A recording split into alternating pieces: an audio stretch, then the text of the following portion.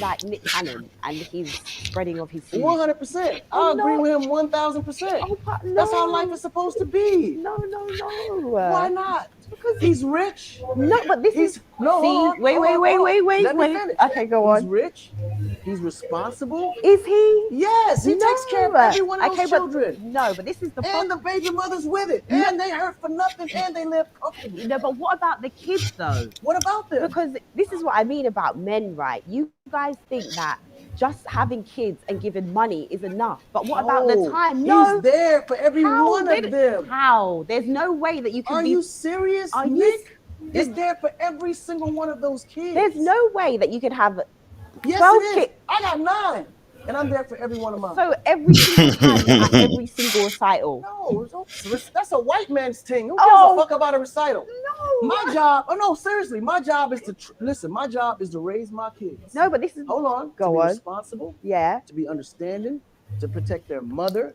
To give hand with their father and assist with family planning, and to be responsible adults. Okay, but what about my job ain't to be doing all that extra stuff that all these holidays and recitals and all that. Now, guess what? While I'm taking care of my responsibility to make sure the family has a roof over their head and food, if I have the time to do that and show love, yes, I will do that. But my responsibility is to make sure that they grow up responsible, strong, and become a real, input to society. Yeah, but you're not then.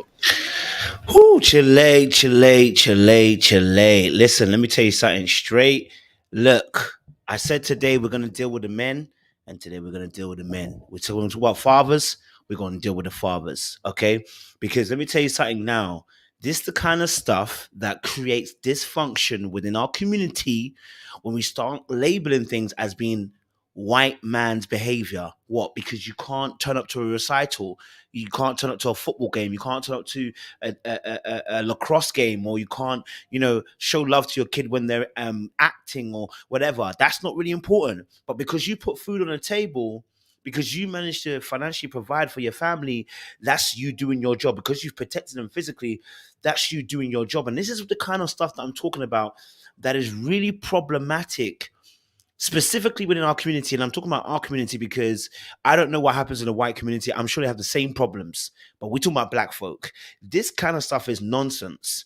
And it's nonsense because it's not wise. And what really frustrates me about this is that there are so many men. He's voiced what so many men actually do. And when I say so many men, it's not every man. There are loads of great fathers out there. I hear testimonies, I see videos, stepfathers and fathers who do great jobs. This shouldn't be an indictment on every father. This is a specific portion of men who seem to think that financial provision and you protecting your family, you raising them to be quote unquote strong, is you doing your job without actually realizing what a true father is. And this is the beauty of having an actual father who generally cares and loves for you about your emotional well-being. And I'll give you a prototype, or the first father who we see, and that's Jesus Christ, or should say the Father in heaven. And he gives us a prescription of how father love looks like. Yes, there is discipline. Yes, there is provision. Yes, there is guidance. Yes, there's all those things. But there is an aspect of saying that there's a love that he has for us. There's an aspect of him having presence with us, wanting to spend time with people. We talk about, and I'm coming from a Christian angle because I want to be able to give you the original prototype so that you have somewhere to look at and to aim at, to say, what should a father be doing? And so we're going to talk a little bit about that on today's episode, whilst using obviously Akon, Master P, Nick Cannon, and Cory Hardict, which is Cory Hardict is slightly different from the fathers here, so it'll be slightly different. But we're going to talk about this. Okay, we're going to talk about this because there's a lot of stuff that's happening that I believe is leading us to a place of destruction within the family mold. You know what I'm saying? So let's not let's not do that. You know what I mean? All right, listen, let's get into this. If you're new to the channel, do me a massive favor, like it, share, subscribe, click on that bell button for notification of the uploads. We appreciate it, guys. Stay locked, stay loaded. And for those of you who are returnees, you already know what it is, baby. You got the minerals. Let's drop a little intro and then we'll get the show going as well. Black, you know what time it is.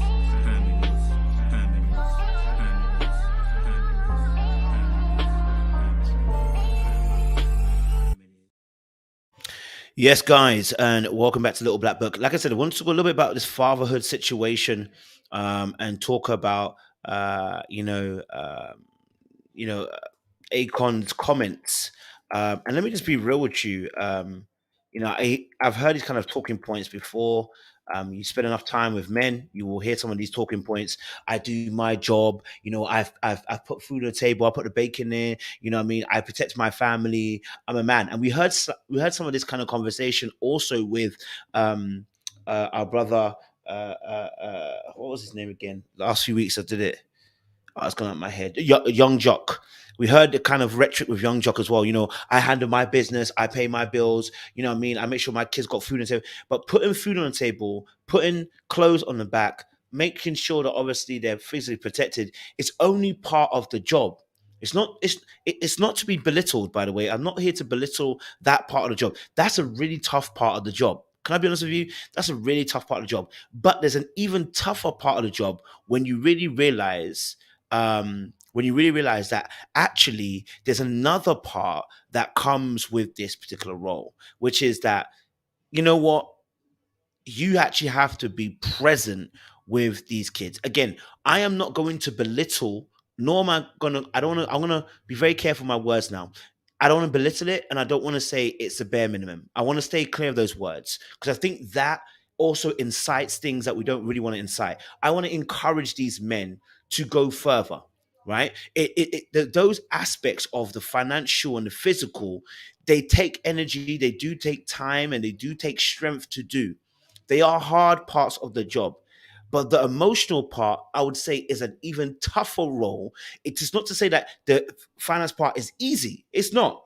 Ladies, I know you may think it's easy because you can also work too, but you realize how tiring it is when you're doing it. It's tiring. So there is an aspect which is there is difficulty in doing provision and providing very well, and also in being able to protect. It's not easy, but it's easier, I believe, than actually doing the aspect where you have to be emotional with your kids and your partner, because that level of work requires you to actually look at yourself and the contribution that your actions actually bring towards the totality of your family, right?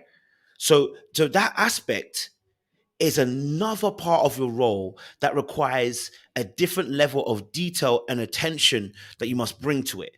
And I think it's slightly harder especially for men in this aspect, because of the fact that naturally, I think the way the world is wired at the moment, whether you want to call it patriarchy, call it what you want, the fall of man, whatever, in that aspect, you're required to tap into something that you don't ordinarily or are not ordinarily exposed to on a daily basis. And so I'll be honest with you. It is uh, it's a hard. I feel like it's a different aspect to a role. It can be harder, and it requires more of our time and our attention to detail as well.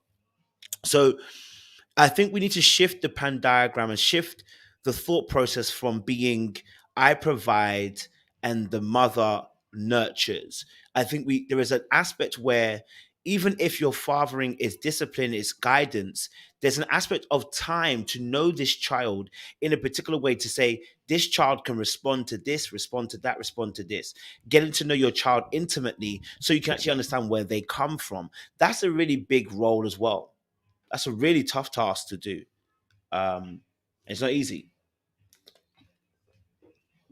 All right, let's go back to the Akon video and let's break down some things as well. Okay. If you're not around them enough to give them that's false. That's not true. Because communication allows me to be there every day. That's what a FaceTime phone is for. No, but that's not the same as if you had no Akon. Oh, no, wait, let me finish. Let me finish. I'm gonna cut you off real quick. This is very important. No, but no. Okay, go on. It's very important. Okay. The reason why people like me can't spend every single day and minute with their children is because the mother's job is to be there with the children. I'm the man.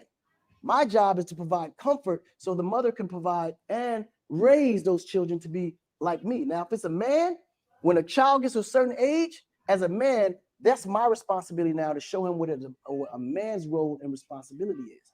But you can't expect a man to conquer the world if he's home with children. Okay, but if you had 2 children. All right, cool. So let's just quickly go back over to what he said, because I think there's some points that were made, and I wanted to just dive into it one time. My job, no, seriously, my job is to listen. My job is to raise my kids. No, but this is to be responsible. Yeah. To be understanding, to protect their mother, to to give hand with their father and assist with family planning, and to be responsible adults. Okay, but what about my job ain't to be doing all that extra stuff that all these holidays and recitals and all that. Now, guess what? While I'm taking care of my responsibility to make sure the family has a roof over their head and food, if I have the time to do that and show love, yes, I will do that. But my responsibility is to make sure that they grow up responsible, strong, and become a real, input to society. But you're not then. Okay, so I think the biggest aspect of this, what he's saying here, is the biggest aspect here on this, and the biggest aspect of what he's saying here, there is an aspect, of course, as a man, you want to raise your children to be like you, and I think this is where there's a missing component in all of this. There's no way the mother can raise the son or the daughter, whichever one, to be like you if you don't have any type of input aside paying finances. So that there's gonna need to be an imprint of your input in terms of you being emotionally present to be able to make sure there's a healthy imprint and then a healthy communication and a healthy nurturing and growth of that child, quote unquote, to be more like you, right? If we want the positive returns, right? So we have to invest in order to return, right? There needs to be a return on the investment. And I think what we see with the situation with Akon and see also with this conversation is that he doesn't understand or has a blind side to the fact that his input emotionally and being present is better than you having presence in your hand to offer. And I think what happens is the lack of weight and value that is placed upon your emotional input to a child's life.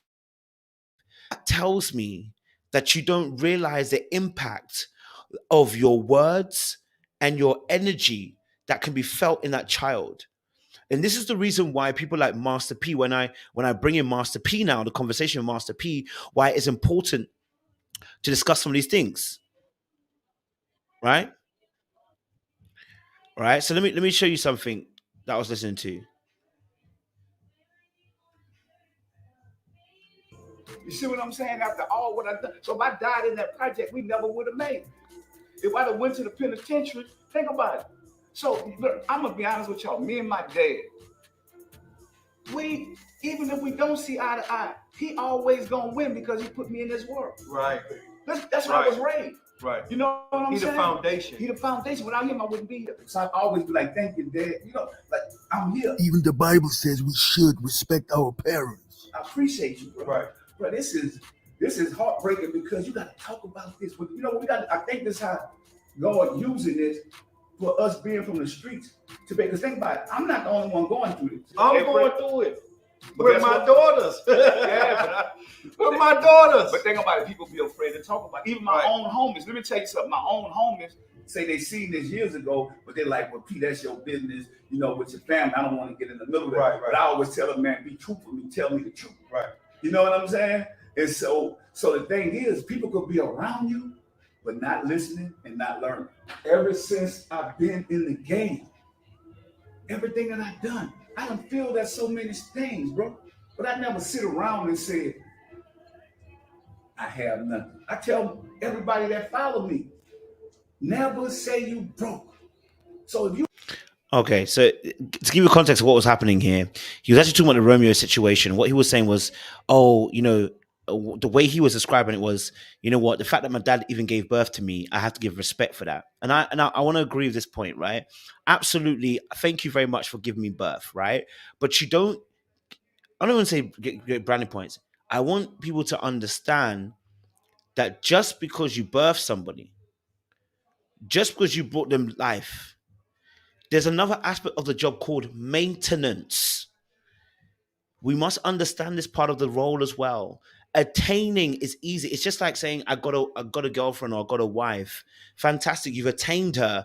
Now we need to maintain. And the maintenance. If you heard what he was saying about he's from the streets, oftentimes people coming from the streets, people coming from hardships, coming from surviving very tough environments, don't know how to thaw out. You're still iced up. You're still in slavery. And your mindset towards your kids ends up being this way, right? Your mindset towards your kids ends up being they should also just get up and get on with it. And the problem here is there is an inconsistency of understanding that we are not surviving anymore. And I must now deal with a part of me that is called emotions. When God created man, he created man with a soul that has emotions. Even the God that we serve says he's a jealous God. He says he's happy. He has joy, right? He can be grieved. He can be sad, right? He can be even compassionate. You know, he can weep. So when you're telling me that you don't have emotions or you expect my emotions to be bottled up, you're really saying that I shouldn't really be in my God-like state. Now, how it shows up, of course, we can discuss about how it shows up. But I cannot not be without my emotions. Right? I can't not be without my emotions. So for me, I'm looking at the situation and I'm hearing Master P talk also similar to Akon, and it's as if like my kids just get on with it. Like, oh, it's not my role, it's a woman's role. And it's like, no, this is not a woman's role.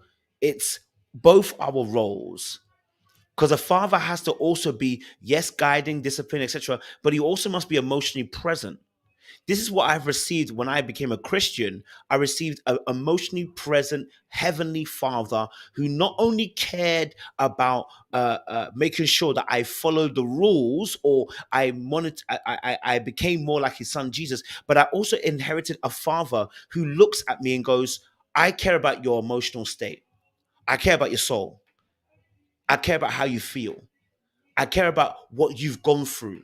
I care about you in this current state right now. And so the way that God even deals with me and deals with you, anybody who has Christ in their life, I'm telling you, if you really are born again, you know the way that God deals with us isn't the way that our parents deal with us, right? Some of the times where I thought I'm going to get punished here because I'm moving mad, and God would be looking at me like, do you know what, bro, I'm going to be honest with you. And the Holy Spirit would look at me like, come, man, let's talk.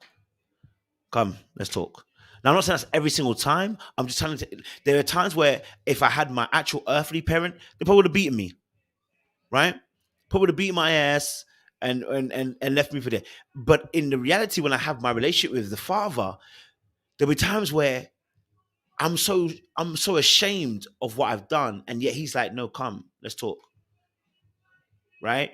Emotionally present Father who's emotionally intelligent. Right?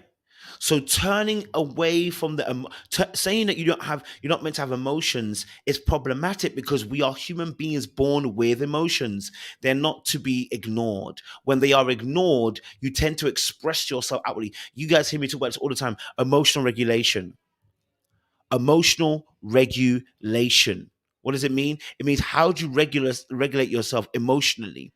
And we talk about expression, understanding, and processing. If you can't process your emotions, there's confusion within your mind. If you can't if you can't process your emotions, you struggle to be able to even articulate, communicate. You struggle to fully comprehend what's going on within you. If you can't even understand your emotions, we've got problems. Chaos usually is, and turmoil is usually within your mind. And if you can't express them, you tend to express it outwardly.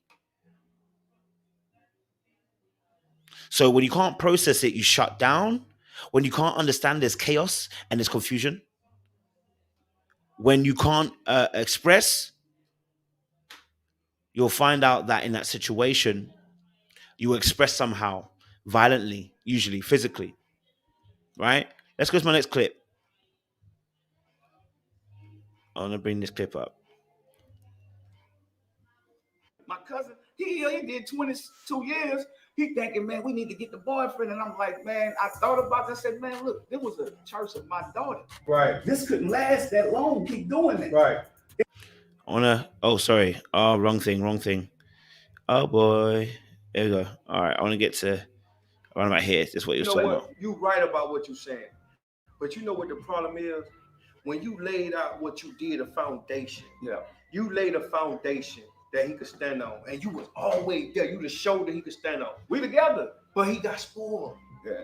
And entitled. Yeah. And felt like daddy always was the one that did it, so daddy gonna do it. But think about this.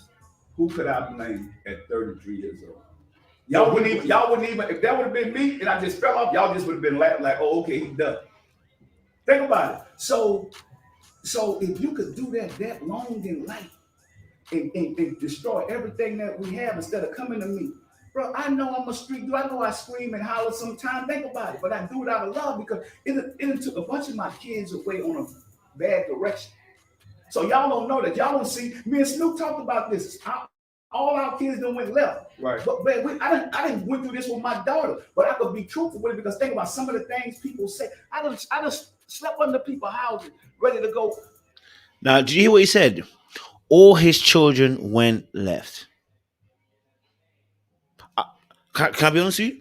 Why do all your children go left? No. If you want to be accountable, you want to talk about if you're 33 years and your career doesn't go. Because remember, we're using the same principle. He said 33 years, his son, and he hasn't got. If he can't stand his own 2 feet, he can't go his own way. Who's left to blame but yourself? Fantastic. Now, when you are looking at your kids and all your kids have gone left, and they all go the same direction away from you, who else is to blame? Because I didn't collude with them. You know, Romeo hasn't colluded with the rest of them to turn them against you. Why to you?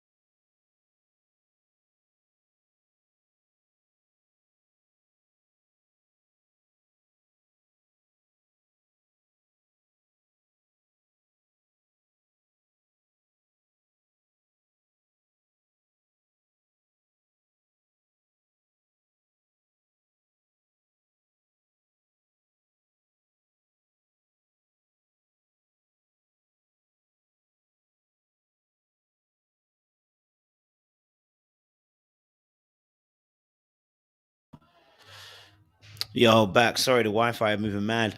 So yeah, yeah. So as I was saying, back to what we was talking about. Um, you got no one else to blame either. If the kids are all going the same direction, then you got the same issue that your son has got, which is, you know what, you are talking about being accountable, and that your son should look around. He's 33, and he should take a stock up about what he's actually done, and he can't blame anybody else. Then the same thing has to be said about you. You can't look around and be like, well, he's spoiled. Well, why was he spoiled? Like, he's spoiled because you spoiled him. You know what I'm saying? You got to be accountable too. And you got to look about where your faults are lying. If you're going to be saying about he should look at himself, you know what I mean? Building a foundation, a platform financially isn't about you building up a child. You building a foundation for you to financially thrive isn't about building up a child. I need people to understand this. You financially providing for the kid is only an aspect of the role. It's not the whole role. You know what I mean? And that kid is going to grow up to resent you if you don't do the proper training of that child and invest in them emotionally, as well as you invest in financially as well. You know what I mean? So at the end of the day, who else are you going to look at? Who else are you going to look at? right? Light it off. Right. Think about it. Right. Then I wouldn't come back home. Man, my son that came up with all this stuff. They did the same thing for my brother. When my brother died, my family was going to say, oh, let's change this. Let's talk about how good of a person. No, my brother was a hustler. Right. He went to school. He played basketball with his hustle. So I had to get the rest of the family the hard truth that people didn't want to deal with. Say, look, man, how we going to break this? And I got to do something to break this negative curses and cycles that we have. But if I laid under the thing and be, even with my daughter, if I say, everything that happened to my daughter was a church. This didn't happen overnight. This happened 9 years ago. We've been struggling with this, bro. Like, think about it. So none of my kids have been in these bad places I done been. I done had to deal with people that I know what these people on. Even the boyfriend was on drugs too. But my son won't make it all about the boyfriend. So, I'm sleeping in my house. I'm thinking, man, well, I got to go. And then my cousin, he did 22 years. He thinking, man, we need to get the boyfriend. And I'm like, man, I thought about this. I said, man, look, it was a church of my daughter. Right. This couldn't last that long. Keep doing it. Right. And then fentanyl is like, bro, like, let's be real. That's a little piece of it, yeah, you out of here. For real though. And so my thing is, I said, I don't grieve like everybody else. I hurt, but my kids ain't gonna tell me how to grieve. Can't nobody tell you how to get mad and how to grieve. And not just that. And this is the biggest problem with our older generation. There's nobody holding them accountable. You know what I mean? There's nobody holding them accountable for some of the thought process they have. Like, honestly, look, again, without really realizing the input of your particular parenting is guiding these kids, bro. Like, the product of who I am is because of the input and the investments my dad has made in me. As much as emotional investment he has made, as much as a physical investment he's made, it's going to show up in my behavior. It's going to show up in my character. It's going to show up in the way that I present myself. I'm trained to behave a particular way. I'm trained to handle certain situations. Now, I can take the good with the bad because I've got to a place of maturity to be able to do that. But I think where we see Romeo at is the fact that Romeo's at a place where now he realizes you didn't do enough. You did the financial part, and even the financial part, you robbed me. You robbed me. You even robbed your own son. It sounds like, right? Quote unquote. And so actually, what actually have you done? Right? Now, you talking about your son being on social media, writing up about the situation, yet you're now on the net doing a full-ass interview talking about the situation. Talk about hypocrite. You said you don't want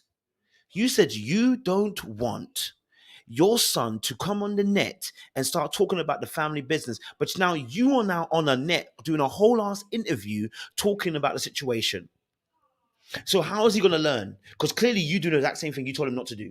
He's apparently emotional talking about the situation, but when you talk about it, it's not you being emotional. It's you just telling straight and iron out the facts. But you on here talking about what you talking about? When we were coming out hustling, we ain't have it. Like, man, I got 30-something-year-old girls. If I tell them something you don't want to listen, then you gotta go stay with your mama. I'm not putting you out of my house. You going with your mama that stay in the house that I'm paying for. Think about it. So you really privileged because you never get put out. They got homeless people. You look at all the things that's going on, man, how people just talking, but they don't really know the truth. So let me break the truth down for you. How much you think Tyler Perry pay actors and actresses? Ooh. Be honest. How much you think? Millions. See, you're wrong. Tyler Perry, Google this, y'all. Tyler Perry actors get $60,000. You see what I'm saying? So if Tyler Perry make $280 million off a project, that's his money. Right. You signed up for the $60,000. I don't care how long it is. That's all you're gonna get. That's what you signed for. That's what you signed for. Okay. And then nobody made them sign nothing. No. Right. So think about it. Now the difference is Hollywood won't break me down because I'm an independent dude and I don't need them. Think about it. So now, what do you think you make on the Nickelodeon show? Because if my son said he made $50 million. No, they don't pay like that. What do you think they pay? Juggy, Google the highest paid star on Nickelodeon. That's anybody can do that. The journalists can do this too if they really, because this is how we got to educate our people. Because everybody want to get the Hollywood. Watch this. Love and Hip Hop came to me last year, and they offered me, you ain't gonna believe it, they said I would be the highest paid on Love and Hip Hop Miami. They said we'll give you $30,000. I said, what the fuck is $30,000? I make $50,000 to $60,000 a month. See what I'm saying? What I'm gonna do with $30,000 for a season? Okay. Highest paid. All right, so the highest paid Nickelodeon star is Ariana Grande. She worth about $150 million. But how she started? She started out musical when she was 13. She quickly parlayed her success to TV, but she was cast on the Nickelodeon show with Taurus as Cat Valentine. Canada. So if you shoot a show in Canada, that means you're going for tax breaks. Yeah. It's not a. So I just want. So right now, what he's debating. So right now, what he's debating is the fact that obviously they didn't make 50 million, like his son said, or whatever. It's less about that. And actually, do you know what? That is really that is the smallest part of the puzzle. It's the easiest to, I guess, to quote unquote break down. But it's not about the 50 million, sir. It's about the way you've behaved with the finances, with your sons. It's the way you've behaved with the business. It's how you've behaved with your actual children. And again, this is the biggest issue. Again, I'm going back to this. What are your emotional inputs? You see, your kids are turning against you because you're not emotionally inputting into them. And they turn around realizing they have been cheated and scammed in their childhoods. And I'm not talking about financially. I'm talking about in terms of you being an actual parent. And so a lot of these older generations with trauma, PTSD, and survival, trying to come out of survival mode, a lot of them don't realize their blind side. And because they feel like they've made money and paid the bills and put a roof over their head, that's them doing their job. And it's like, you've done part of the job, you haven't done all of the job. And that's the biggest issue we have right here. Right?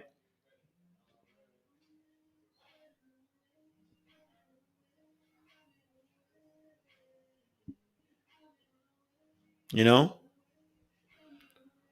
That's what's needed.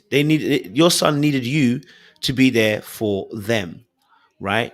Your son needed you to actually show that you cared about them. And it needed it beyond the finances.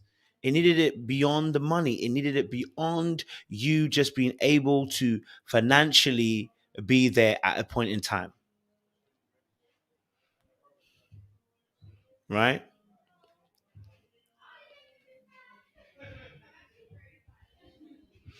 So there's a lot of people who are going through this. I think I'm talking about fathers, but I think I'm seeing some comments here about even mothers going through the same thing. You know, yeah, that's true. You know,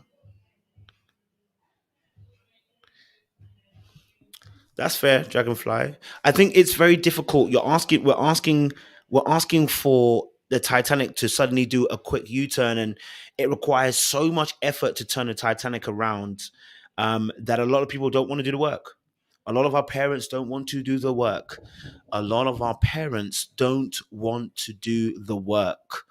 A lot of our parents see the mass amount of energy, time, and preparation and work they would need to put in to turn the ship around.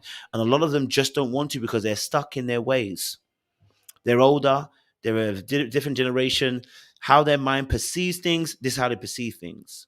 And so the problem here is that when you're having children and you're not emotionally intelligent, you're not emotionally present, you're not learning how to connect with your emotions, you actually your kids can end up resulting like how Romeo and the rest of the kids are for Master P. Now Master P is going to be saying, I don't know why these kids are turned away to have, but they're ungrateful. No, you didn't train them effectively by giving them the actual love they needed.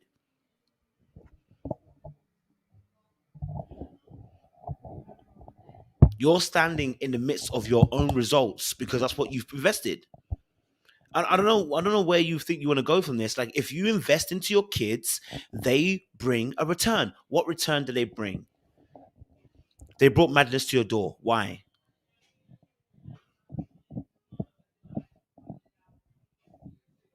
You know? So, man, it's a real thing, man. Yeah, it's a madness. So, we'll go back to my Akon situation anyway. We'll go back to my Akon video and just play a bit more. And if you're not around them enough to give them that's false. That's not true. Because communication allows me to be there every day. That's what FaceTime phone is for. No, but that's not the same as if you had no Akon. Wait, let me finish. Let me finish. I'm gonna cut you off real quick. This is very important. No, but no. Okay, go on. It's very important. Okay. And can I say something right now? What Akon did there is precisely the very thing that you're probably going to end up doing to your kids. You're not listening. You had your turn to speak. ZZ Mills is now returning to you, trying to say, let me give you another perspective. Okay? All right? Let me give you another perspective. Let me tell you about the fact that kids need more than just you calling on an iPhone to say, I'm there for you, son, right? Yeah? She's trying to tell you this, and you want to keep cutting her off to make your point. That is an indication probably what's going to happen with these kids' life too. Instead of actually listening to what the kids are going to say, you're going to say one of these famous lines. You'll see it from my point of view later on. You know where I'm coming from later on.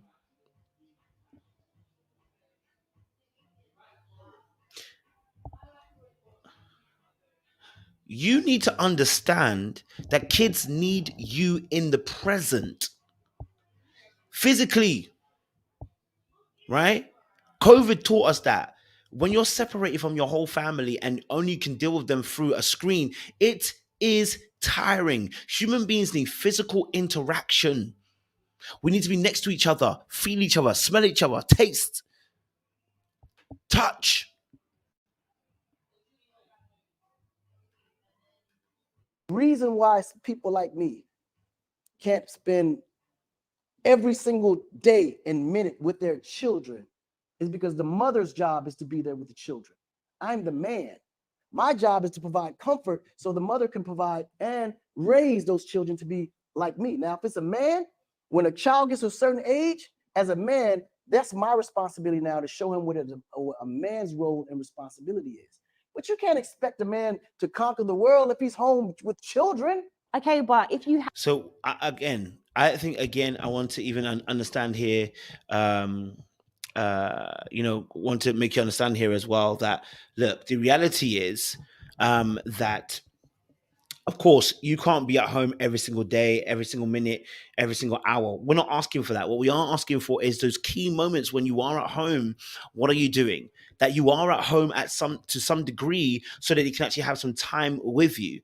You know, I remember some time back, some friends, this is years ago. I remember asking, where's your dad? He's like, he's working overseas. And I'll be like, okay, cool. Like, it must be so cool. Like, you get to go on holidays. And I remember he's like, look, it's not that great. I don't get to see my dad.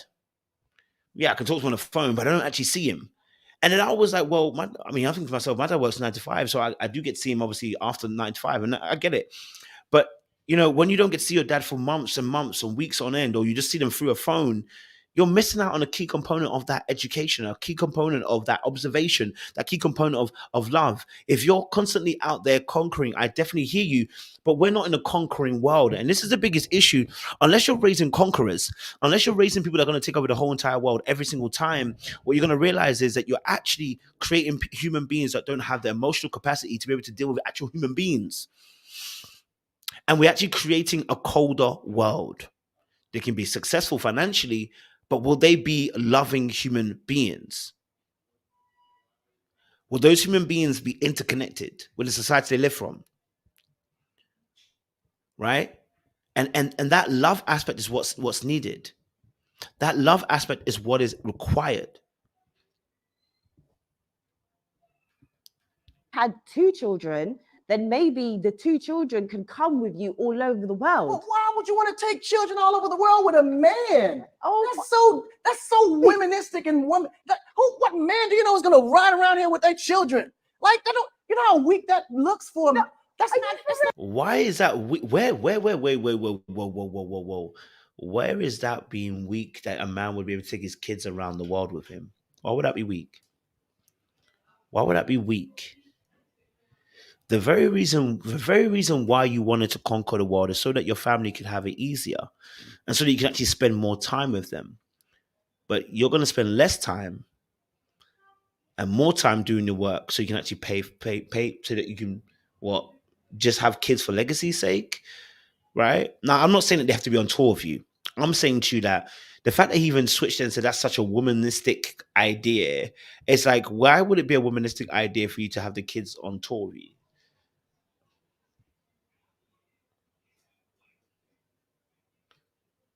Why would you not want your family around you? No, deep it. So your family are just an accessory that you come home to that makes you feel better. That's the reality. And that's what I'm talking. And when that is the case, that's why I tell you about this emotional detachment, that the family provides a role of safety and comfort for the man. In this case, not all men, but just for this case, what Akon's talking about, what the family provide is a buffer. When it's too tough in the world and it's beating me up, I come home to my family, my kids, to remind myself I've got a safety and a comfort. But then I go right back out there again when I'm recharged again once more, and I spend as much time as I can out there, and I put all my energy into there. And when I'm tired and when I'm stripped and I've been removed of all my emotional and physical strength, I go back home again.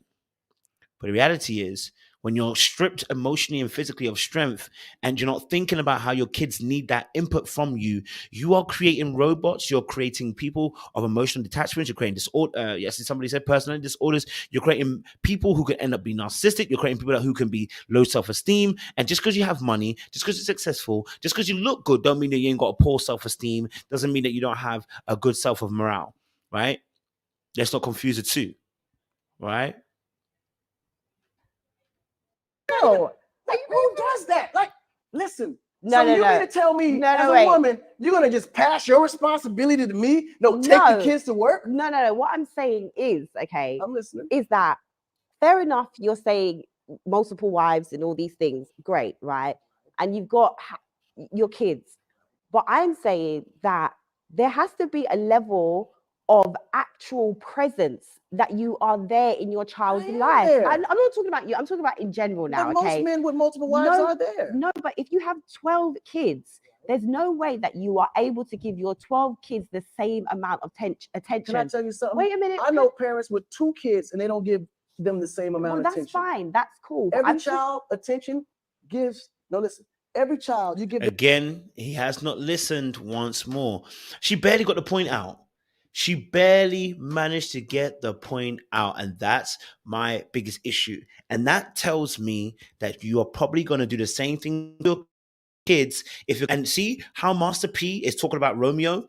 The lack of listening skills and quickly to critique and break down what the other person's saying. It's not allowing for a dialogue. So when the kids are complaining, saying to you, we came to you in private to speak to you, okay, about the situation, and we came to say our piece, you then shut us down. How many times are the kids going to suffer a shutdown? How many times are the kids going to suffer like you not actually listening to them?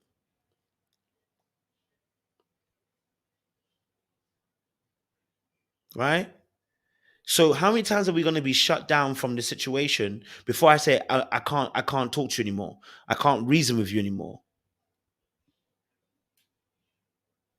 People remember how they felt, not just what you done, but how they felt.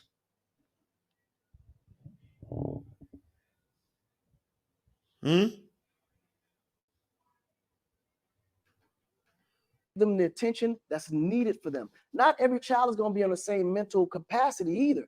Some kids need more attention than others. Some a lot more understanding, some catch up a lot quicker, but most of the time it's all about communication. Listen, in life there's roles. A man has his role. Yes. And a woman has her role. Yes. But the day the woman believes that the man is supposed to share her role with her, then that means she's lacking. So you're saying that the woman is the only person that needs to be raising the child within the house? That's her responsibility. Yes, I don't go pull my wife out to the construction site to go pull nails and 2x4s because that's not her place.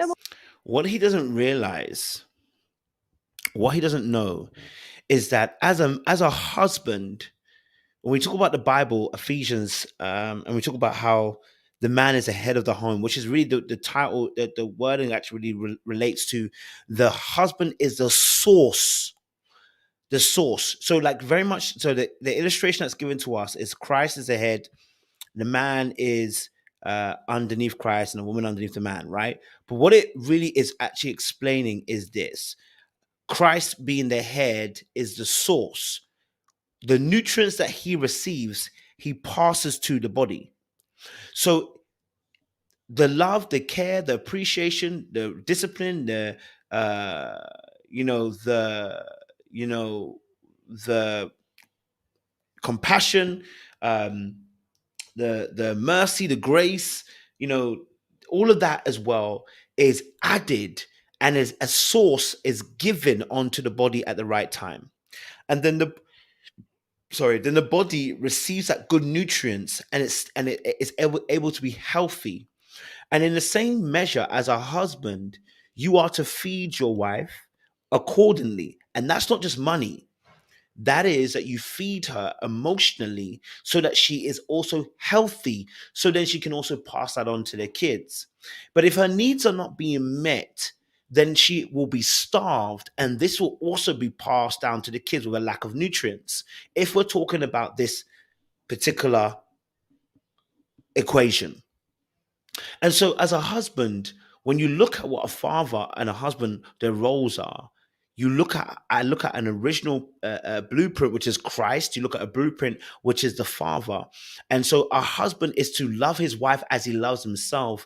He's to do what to the wife? He's to love his wife. And the wife is to what? Respect her husband. Because the hardest thing for both parties, men to love and women to respect, it's hard for these parties to do this very thing. And so for the man, he has to find a way of, how do I love her?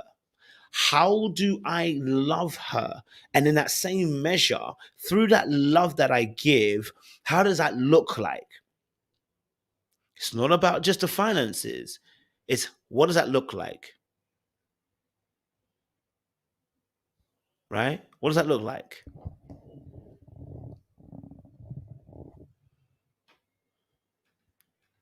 Well, we're talking about two different things. No, here. it's the same thing. No. Just because you, as a woman, believe that that job is simpler in the house because that's easier and more comfortable. I'm talking about, for a man, it's a lot harder. A guy ain't got time to be in the house all day with no kids. No, but no one's saying that, to be in the house all day with the kids. I'm saying that if you have 12 children, right, you cannot divide your attention equally amongst those children. One of your a couple of your children are going to feel like you are not there for them. I don't care. But I still Western. Listen, before, let's prime this out. Going back to nature. Listen to what he just said. That's so Western. How you gonna argue?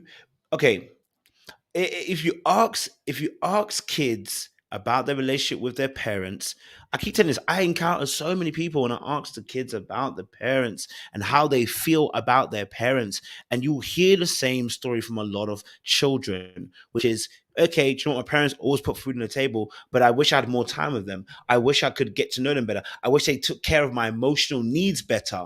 You hear that all the time. That's not from every child.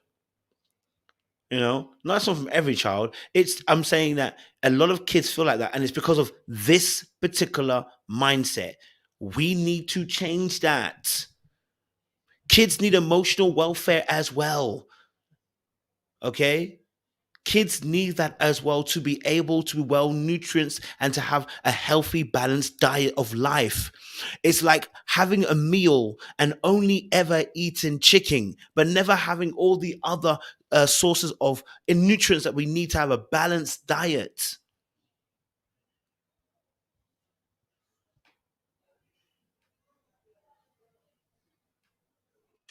Yeah. Before there was civilization, and we were just cavemen, right? Before the responsibilities and the holidays and the piano recitals and the ballet recitals, before any of that existed, a man would do what's naturally comfortable to keep the earth preserved. Mm-hmm. And that's to populate the earth. He's going to mate, and he's going to mate, and he's going to mate. He may go from one side of the equator all the way to the other side of the equator. There was no child support. There wasn't no man's responsibility towards his children. It was just about life being created. Then structure slowly evolved into nature. But when nature was being evolved with structure, the structure was being created without putting nature or even involving nature in the structure.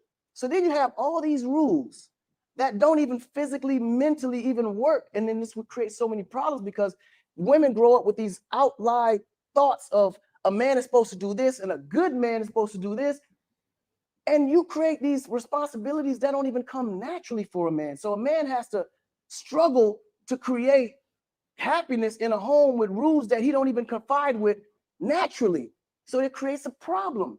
So what happens is the day women stop and realize what a man is from a nature standpoint, I guarantee you a lot of problems that we're dealing with, it won't even exist because the responsibility from the woman will be accepted.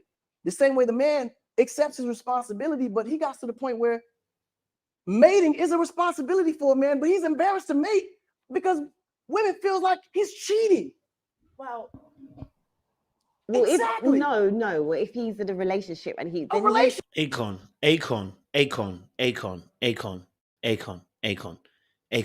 stop that. Stop that. That is absolute logical fallacy. And I would literally, what the heck?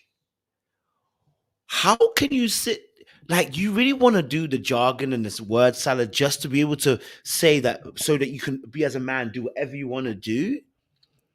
There are consequences to your actions, Akon. You know this, you're in jail. You cannot just do whatever you feel like. This is the very problem we have in this society. We do whatever we feel like, but there has to, like you said, there has to be structure. So before the ballet, before the recitals, before the football, there would have still been an emotional aspect, whether it's football, whether it's recitals. Those are just another medium. The reality is those children still needed to be taken care of. And again, it goes back to that what I was talking about, survival versus thriving. You, when you're surviving, if a dinosaur is chasing you, we're not thinking about emotionally soothing you. If a dinosaur is chasing you, we're not thinking about emotionally soothing you. If I'm on a slavery ship, I'm not thinking about emotionally soothing you. I'm thinking about how do we survive? Because emotions were looked at as weak. I'm in Ghana and we're listening to the tour guides and they were talking about how people would be sitting in their own feces. People would be sitting in their own sick. People would be sitting in their own urine. Do you think I have time to think about my emotions in that state of form? Do you think my emotions in that particular time and moment is important when we're walking, I think they had to walk 400 miles from one slave part to another part in Ghana, right? Do you think on that 400-mile part that I'm going to have as much time to emotionally help myself in that situation? I'm thinking about just surviving. And when I show emotion, they are telling us it's weakness. And they're going to kill us when we show emotion. So at this point, I've got to rest that emotion. But that's survival. That's not thriving.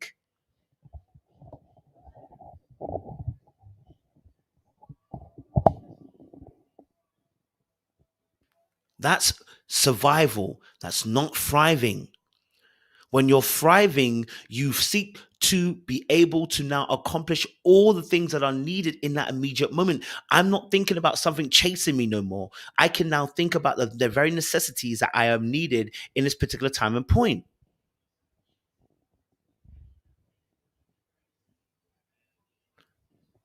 So we need to get out of that mind frame and that forethought about the situation.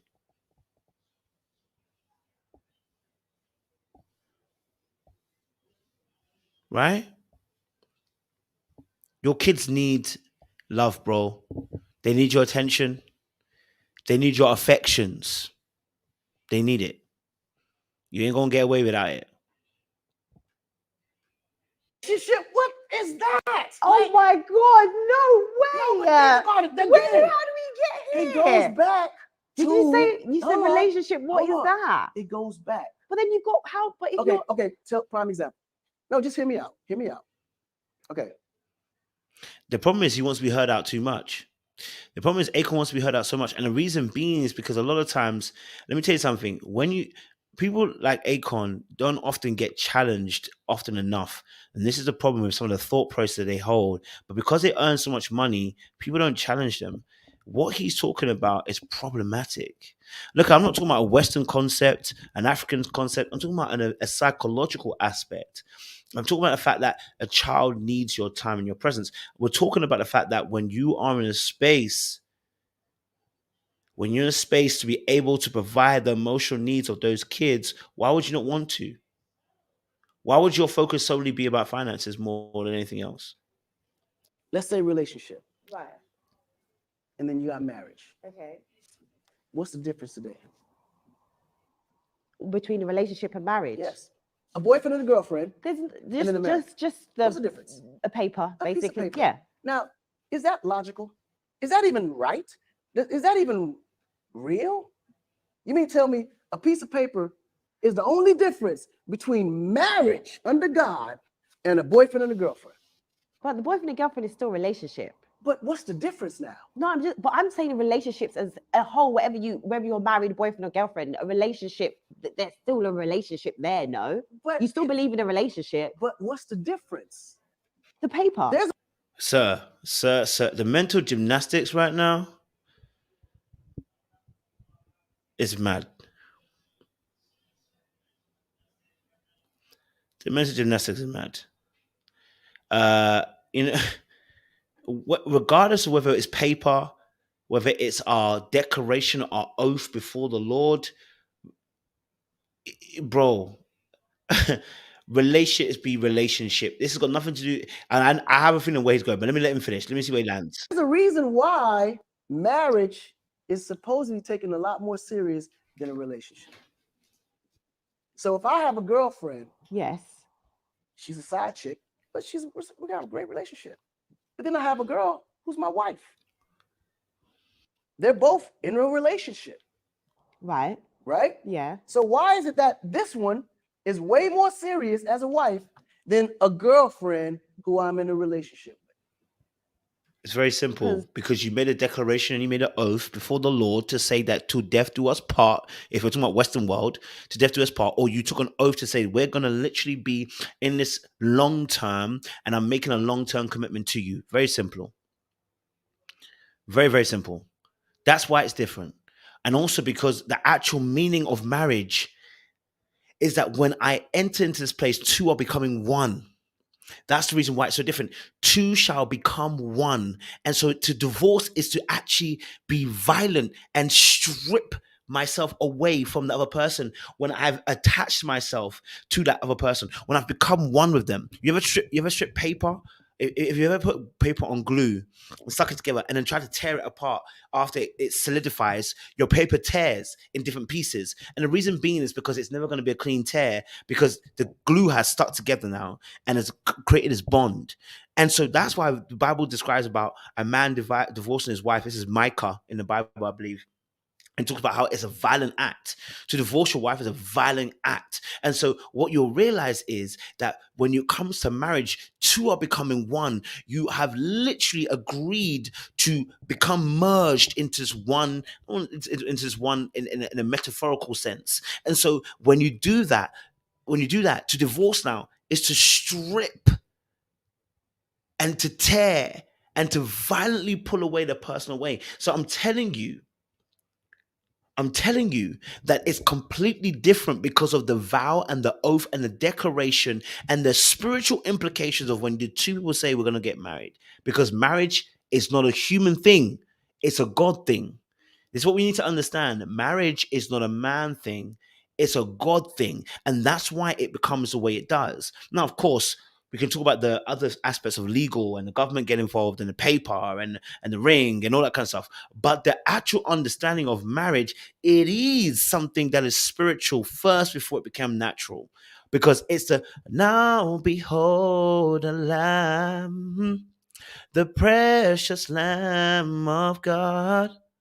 You know, so it's about the Lamb that is now getting married to the bride. That's what it is. It's the fact that God has married God has married his bride, and that is the original blueprint before we get involved and marry each other on earth. Okay, just to let you know. You've decided to take that extra step. Oh, I decided to take. Or we decided to take the extra step. We decided.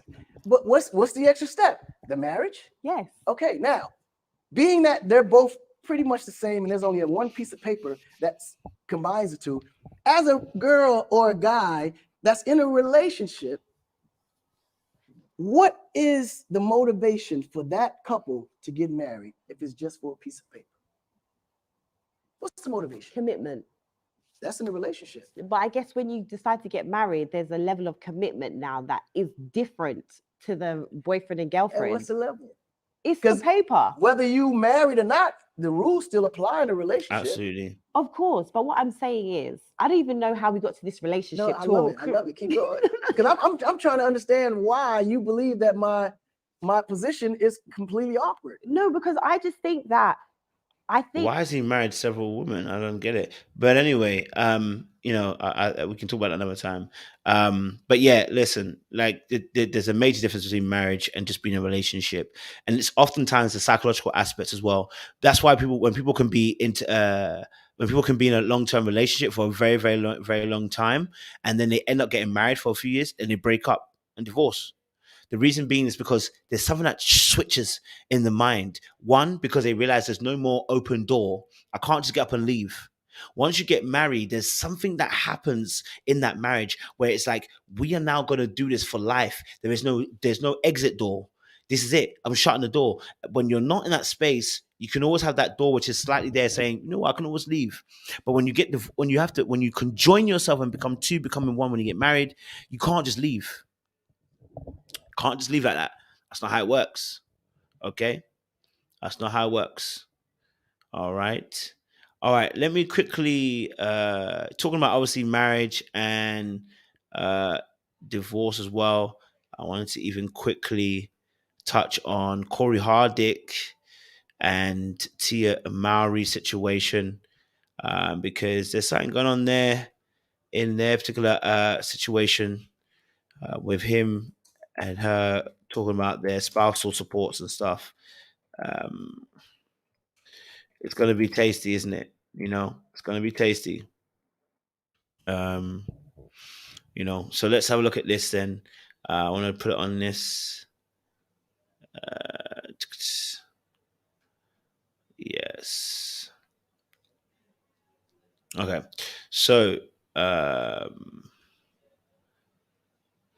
here we go.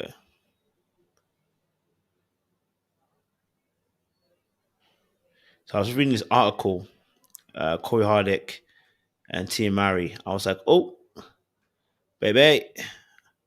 And it says, Cory Hardict wants Tia Mowry's rights to the spousal support terminated. He wants to, may request she pays him. Tia Mowry and her soon-to-be former spouse, Cory Hardict, are gearing up for the holidays today as she's not far confirmed, but that does not mean the breakup is being handled amicably, not so far. Reports show that there may be some issues in a settlement and how the couple wants to handle separating their assets. Since separating, Tia has done the bulk of the talking, with Cory being mostly silent. A former sister has been using her newfound singledom to celebrate herself and address to getting lost in family life during her almost 20-year union to Cory. In the end, Mowry sees a split as a graduation for herself. Meanwhile, Cory has poured most of his energy into recent seasons of All American Homecoming and promoting other existing projects like his involvement in the film To Live, To Die, and To Live. While Tia not so far told TMZ that they would be spending the holidays together and the family is forever, Cory stand up for himself in court and alleging that the duo did not solely have irreconcilable differences as she listed on the Vice Fallings. Now, this is the part that really intrigued me and it got people talking. This is the part that really intrigued me. It's the fact that he said they didn't have the duo did not solely have irreconcilable differences as she lifted on a divorce. Now, I don't know. Okay. He's already, I kind of guess publicly stated that he never actually cheated, I guess, on Instagram. I think someone asked him whether he did it and he said, no, he hasn't cheated. So obviously there's only a few options on the tick box when it comes to, when it comes to this situation and this marriage and divorce. So, but he's saying it's not irreconcilable differences. He said it's solely not having irreconcilable differences. I want to know why that is the case. And I wish that irreconcilable differences is such a broad term. It covers so much. And which is why it's really annoying sometimes when I look at it, because I don't think it really tells the full story. But if it's not a cheating, it's not irreconcilable differences. Sir, what is it?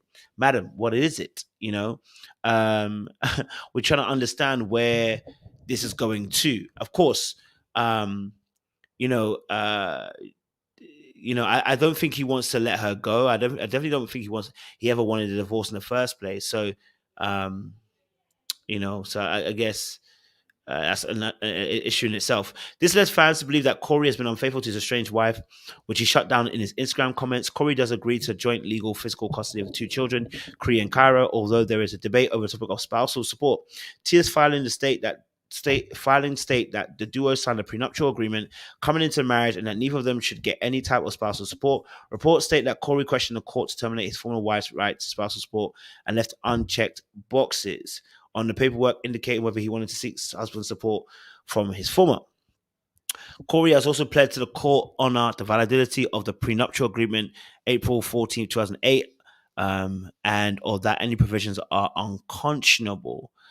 This might allude to some swaps made over the course of their marriage that Cory was once left out of the divorce settlement. It's clear the TV star was not 100% on board with the split following Tia's announcement, has made posts and comments alluding to him feeling her plan was rushed and emotional. Okay, so there you have it, right? So this situation, she's contesting the situation between the prenuptial agreement, whether it was actually something that was excessive, if you want to call it that. And so, yeah, it's a lot. That's what I would say. It's a lot. That's what I would say in this regards. I personally, I always think that, prenuptial agreements are to be honored because you did sign a prenuptial agreement. It's very much, giving, it's very much giving the same thing, that I said about the Dr. Dre situation. If I've signed a prenuptial agreement, yo, let's honor that, but the comments that I'm seeing, or some of the videos that I'm seeing, and the comments I'm seeing about Cory, it's crazy. It's like, yo, as a man, you stand on your own 2 feet, you make money, da, da, da. And it's really interesting when men are asking for spousal support, which I don't really, evil side or whatever. The clause come out. He's broke, he's deadbeat, he's this, is that, because it's expected a man to play a particular role.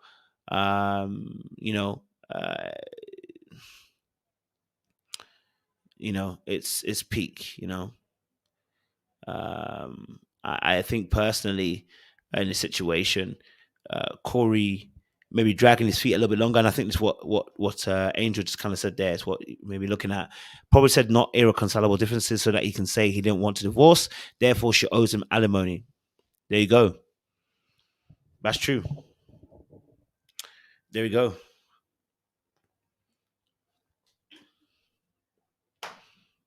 And that's what happens. Remember, the kids are used to a certain lifestyle with Tia's money, So he's used to a certain lifestyle as well. Being now he's with her. They're gonna need to do 50-50. So everything they've earned after the prenup, gonna have to call it 50-50. So in this particular situation, Tia may have to pay up, and not everything before the prenuptial agreement, but everything after. So everything that she's earned after, everything that they've done together, everything that blah blah blah. He may be taking half. No, she's not keeping the children. They're doing half and half. He wants to do joint custody. He's doing joint custody.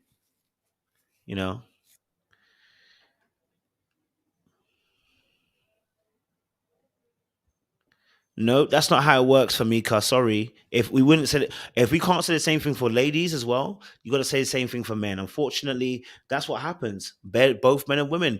Since we wanted this equal state, this is what equality looks like. And I don't think it's even a problem. If in that time I have been, I've been here helping you, been involved in a marriage with you, and you earned more money than I did, okay? And you earned more money than I did, my friend, you're going to have to pay half. It is what it is. You're going to have to pay half. It is what it is. It is what it is. Whether he was working or not makes no difference. No. For me, I claim to be a man, and every other man claims to. But the law states, as we do in this particular case, because she was a higher earner. When it's a fair game and fair deal in this situation, she gonna have to pay half. It's unfortunate, but it is what it is. It is what it is. Why doesn't he file for full custody? Why would he do that? She's not a bad parent. She's not a bad parent. So why would she file for full custody? Why would he file for full custody? You know what I mean? Like that would be the only reason why that he would be kind of going for that. Do you know what I mean?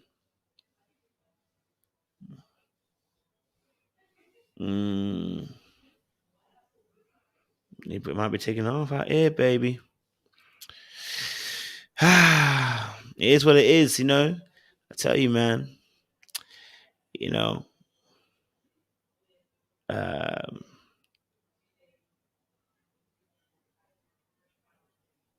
It's what it is at the end of the day. You know what I mean?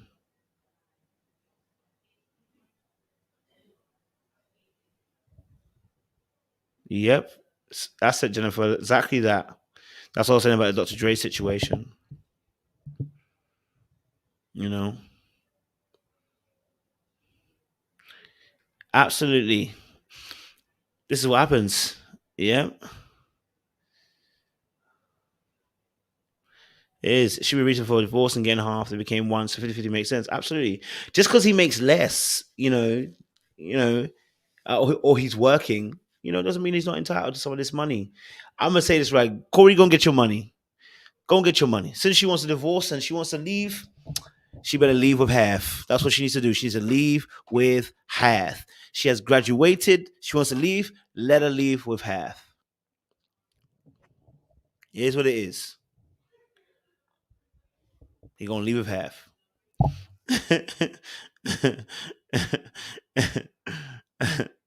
That's what it is. They're gonna leave with half. You're gonna leave with half in this situation, right?